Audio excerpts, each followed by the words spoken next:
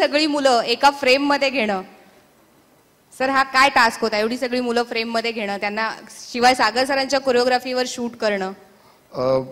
सर्वात पहिला हॅपी दिवाळी सगळ्यांना. सागरच्या कोरिओग्राफीबद्दल म्हणजे द बेस्ट स्टेप्स होत्या त्या ज्या सगळ्यांनीच बघितल्या.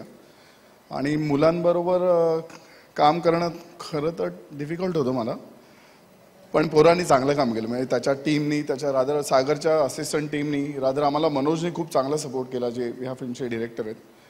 आणि म्हणजे आता नावच एवढं सुंदर आहे फिल्मचं, त्यामुळे ते गाठेलच लवकरच. क्या बात आहे. तुम्हाला दोघांनाही या सिनेमासाठी आणि या सॉन्गसाठी शुभेच्छा.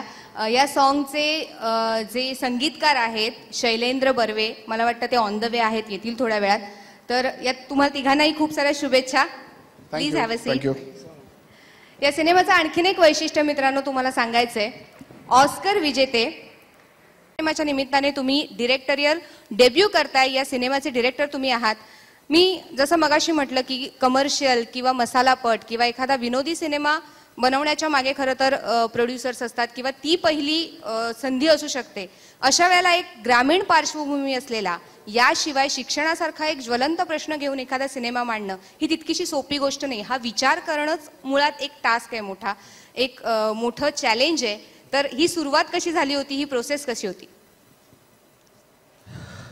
रायबांग दवंगे, प्राध्यापक रायबांग दवंगे यांची कथा होती आणि ती कथा ऐकल्याच्या नंतर अगदीच छोटासा जम होता आणि कथा ऐकल्याच्या नंतर त्याच्यातनं भारावूनच गेलो होतो की ह्याच्यावरती सिनेमाच झाला पाहिजे.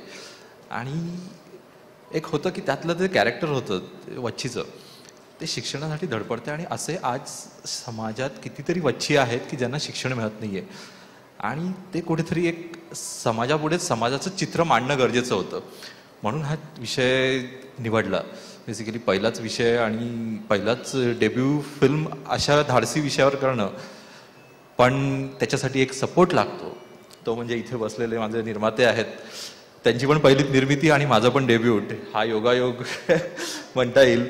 आणि स्पेशल थँक्स म्हणायला पाहिजेत माझ्या मित्राचे की ज्यांनी खूप सपोर्ट केला हा निर्मात्यांपर्यंत पोहोचवण्यासाठी विषय. थँक्यू सागर. नवरोज प्रासला आणि करिश्माचं तर मी कौतुकच करेन या ठिकाणी की त्यांना पण थँक्स म्हणेन की अशा विषयाला तू म्हणालीस तसं की निर्माता मिळणं खूप कठीण असतं, पण केवळ विषय आवडला म्हणून करणारे निर्माते आणि ते पण US वरनं इथे येऊन, हे खरंच कौतुकस्पद आहे. नवरोज प्रासलांचंही मी इथे आभार मानतो. मला सर दिसत नाही आहे तिथे, तर सरांसाठी एक जोरदार टाळ्या झाल्या पाहिजेत की US वरनं येऊन एका मातीतला सिनेमा करतोय माणूस, तर खरंच त्यांना सपोर्ट केला पाहिजे.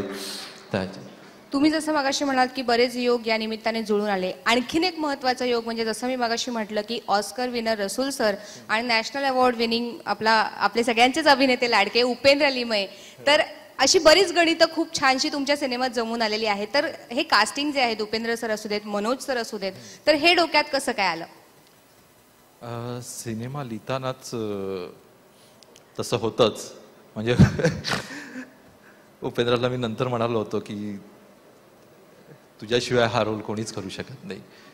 तसंच मनोज सरांना पण मी तेच सांगितलं होतं की सर तुम्हालाच हे करावं लागेल, त्याच्याशिवाय ही फिल्म होणार नाही आहे. आणि दोघांचेही आभार. त्यात सपोर्टिंगला मला त्याच्यानंतर राजकुमार भेटले की जे मामाचं कॅरेक्टर जे आहे ग्रामीण बाज आणि डंग, तो त्यांनी त्याच्यात उतरवला आहे. विद्याधर जोशी ऑफकोर्स त्यांनाही तसंच, कारण ही डोळ्यासमोर दिसणारी पात्र होती आणि तरी दुसरं कोणी तिथे सूटच होत नव्हतं.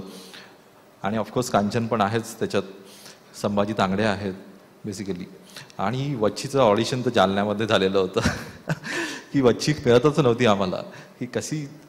आणि जालन्यामध्ये फिरत असताना ह्यांची रानमळा या ग्रुपची ओळख झाली आणि त्यात आम्हाला ती वच्छी सापडली ऑडिशन्समध्ये. क्या बात आहे. आता जो योग जुळून आलेला आहे तो योग हा राहिला, विषय राहिला की योग कसा जुळून आले सगळे. तर हे सांगितलंच की लिहिताना ते योग जुळूनच आले. तसंच ज्यांनी ह्याचं कास्टिंग केलं आणि कॉस्ट्युम केले ती मंजिरी पेंढारकर, तिने हे सगळं कास्टिंग केलं होतं की ह्या कॅरेक्टर्सला हे घेऊया आपण, हे करूया त्याच्यात. आणि म्हणजे बाकी सगळी टीम होतीच, म्हणजे योगेशने पण त्याच्यात सपोर्ट केला होता की काय कॅरेक्टर्स आपण निवडायची त्याच्यात.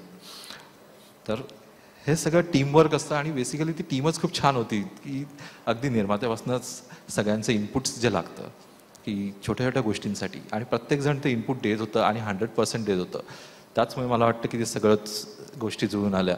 आणि ऑफकोर्स शेवट चांगला करण्यासाठी आम्हाला एक योगेशजी गुटे, राहुलजी गुटे आहेत. राहुलजींना एक स्पेशल थँक्स की त्यांनी शेवटही गोड केलेला आहे सिनेमाचा एक प्रमोशन सॉन्गने. आणि ऑफकोर्स गुरु ठाकूर आणि शैलेंद्रने पण म्हणजे अफाट गाणं लिहिलं आणि अफाट गाणं, आणि त्याचं अक्षरशः बॅकग्राऊंड पण खूप छान केलेलं आहे. आणि थँक्स टू रसूल पण की रसूलने एक तो येईलच विषय.